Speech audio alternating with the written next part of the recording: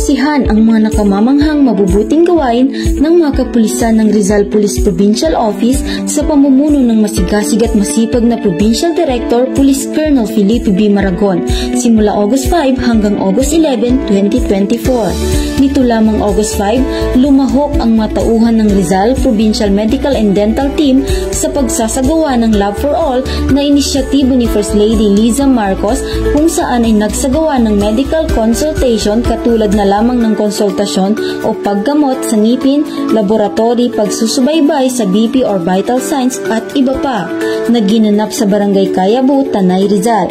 Noong August 7 naman, bilang pakikibahagi pa rin sa Love for All, ang mga tauhan ng Rizal PMDT ay lumahok sa pagsasagawa ng medical consultation na ginanap sa Isguera Memorial National High School, Santa Ana, Taytay, Rizal.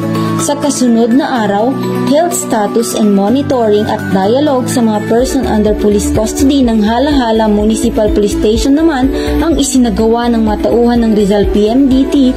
Ang aktibidad ay pinangunahan ni na Police Captain Joanna Marie Entoliao, Team Leader at Patrolwoman Mary Joy Cabillo. Mahalaga ang kalusugan, sabi nga nila, health is wealth.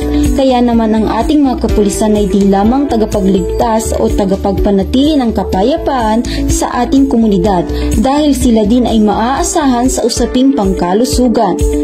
Yan ang Rizal Police Provincial Office, ang tahanan ng mga bayaning pulis, tatak Rizaleño. Sa bagong Pilipinas, ang gusto ng pulis, ligtas ka.